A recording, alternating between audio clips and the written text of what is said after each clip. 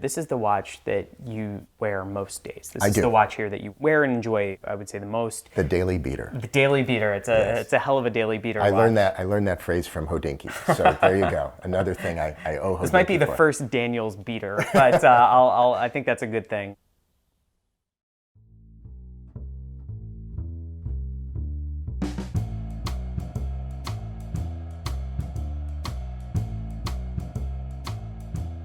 Thanks so much for having us, Todd. It's good to be here. Pleasure to have you. Thank you very much for having me on Talking Watches. Of course. And we're in a pretty special place here. Can you, before we get into the watches, tell us a little bit about where we are? The house that you're in is the Stuart Richardson house, designed in 1941 by Frank Lloyd Wright for Stuart Richardson and his wife. Originally, it was going to be built in another area, Livingston, New Jersey, and the war intervened, and it was built in 1951 here in Glen Ridge. It's an extraordinarily rare design for Wright because it's built on a hexagonal motive rather than a square motive in the way most houses are. So there is no 90-degree angle in the house. And by chance, the house happened to come up, and it was sort of a now or never moment. I'm almost 60, and I was either going to do this now or I wasn't going to do it. And I decided what was the worst case scenario that could occur, and I decided to take the risk. And you're settling in all right? Slowly, but Yeah. I am, yes. So you're relatively new to the world of watch collecting, despite the fact that you've been collecting other things for quite a while. I'm a total rookie. I'm probably the rookiest newbie you've ever had on Talking Watches. I don't know if that's the case, but I knew nothing, absolutely nothing about watches until about 2.5 years ago, plus or minus, when I began to apply myself to an education. In the same way that with the clients I'm privileged to work with in my art advisory, education being the fundamental component of what I do. The transactional component, a trained monkey can do that, but if you don't have the education, you're not going to be doing any transactions. Or you may be, but you're going to be paying for your education, and it's going to be a very costly one. This watch is a absolutely unprepossessing Elgin gold-filled pocket watch from the 1920s, we sort of feel. And this watch was given by my grandmother to my grandfather on the day that they were engaged. I've had this watch for a number of years, not because it's been something I'm doing as a collection, but it was given to me as a memento, and I've had it all these years in a drawer, and that's that. My father, their child, began randomly getting interested in watches in the last 4 or 5 years of his life. And after my stepmother, who he'd been married to for 40 years, passed away, my father, who was a very simple man and lived in a small town, was a traveling salesman. I walked in one day, I would go visit him, and he had a Watch Time magazine, is that correct? Yeah. And this would have been around 2008, so this is probably around the time Hodinkee started. Yeah, around the same time. So what I did is I went out and I bought him every book that I could on watches. Some of them are on the table back there behind us. And after studying and looking at these books and magazines, one day I walked in to visit my dad and he said, "Son, I'm thinking of buying a watch." Now for him, this was a really big deal. This is a Citizen Campanolo. This is probably around $2,000, $2,500. This was an astronomical amount of money for my father to spend on anything. And what I had seen is that he had somehow migrated from somebody who thought of a watch as something that gave you quantitative data on your wrist, what time is it, to a watch that the idea of time was the last thing that mattered. If I've learned anything in my grand total of 18 months or so of collecting watches, is that if you talk to a watch collector, and it doesn't matter at what transactional level they collect, and you ask them, why do you collect watches? The only answer you'll never receive is, I collect watches to tell the time. Yeah. That's the only answer I'm positive you won't receive. So the next time I came after that to visit my father, he had bought this watch. I have not seen this watch since he passed away in 2011 because at the time I gave it to a friend of his who he was close to because I thought that that was a nice thing and the right thing to do. I didn't appreciate watches at the time. And I'm still happy that it's with Keith and it's with him. But I've never had it on my wrist. I'm getting a little choked up actually just, kind of seeing it because, I know how much time and thought that went into this purchase and how special it was to him. So by chance, a number of years later, fast forwarding, I was cleaning out my storage area where I keep fine art, and there was a box there that I had no idea what it was. I opened it up, and in the box were those coffee table books that I had bought for my father. So I took these books out and I began reading them, and something clicked in some way. And so I began to study the art of horology, and I was less interested, obviously, in the quantitative component of the price and the data that the watch gave than I was in the value and the meaning of watches. If you look, for instance, I know we'll talk about this, but at this anniversary by Dr. Daniels. So if you compare the Daniels to my grandfather's pocket watch, I mean, it's transactionally a silly comparison.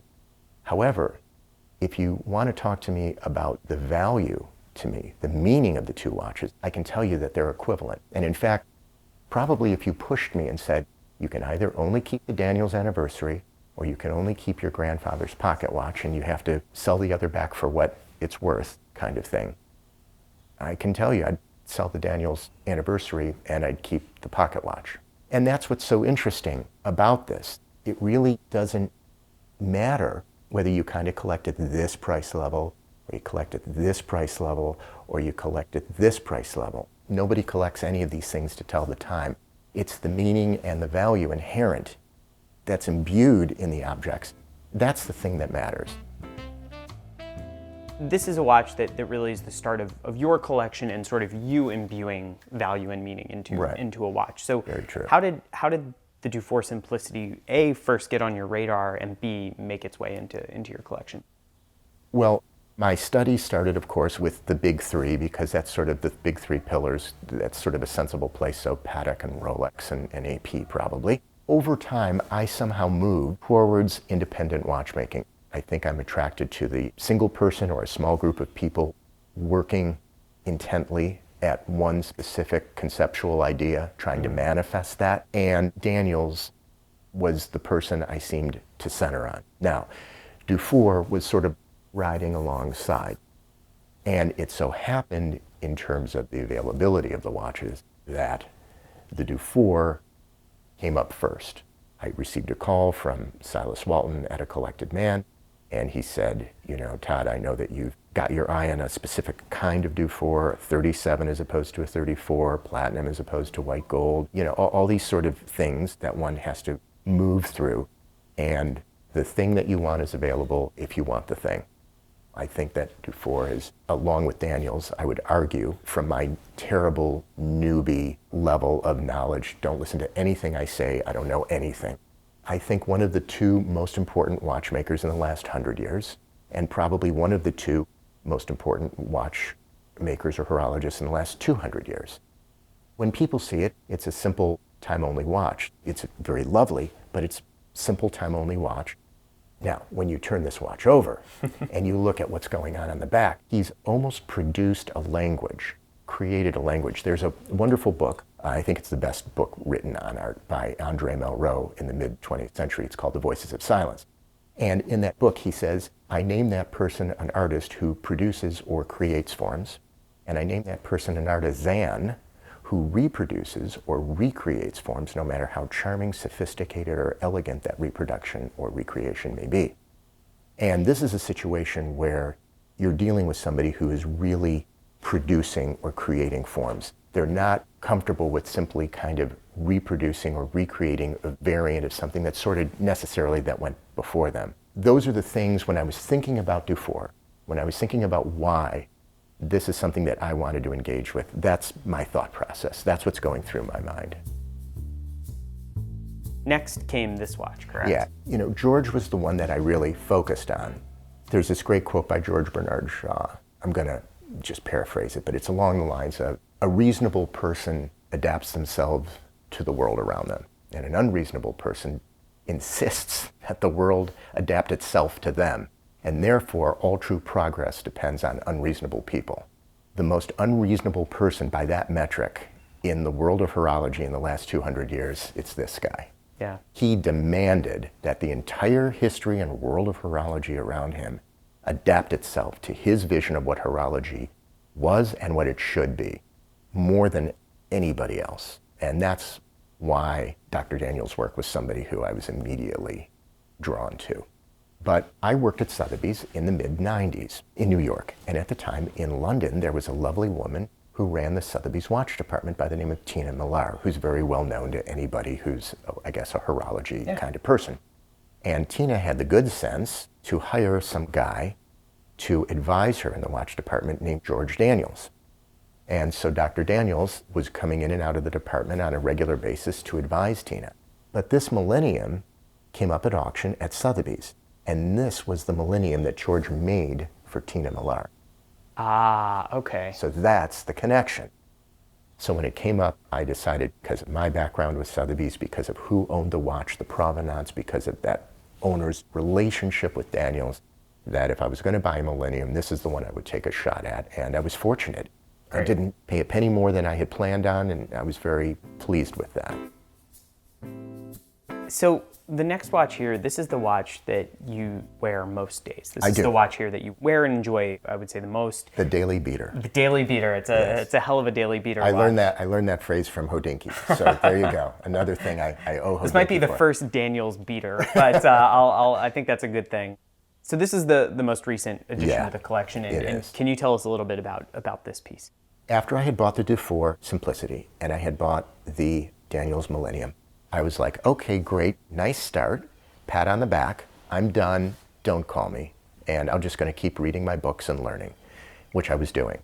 And then, of course, Silas calls me up again, and he's like, you're never going to believe it, I have a Daniels anniversary potentially coming to me, and would you be interested? And it's just like, oh,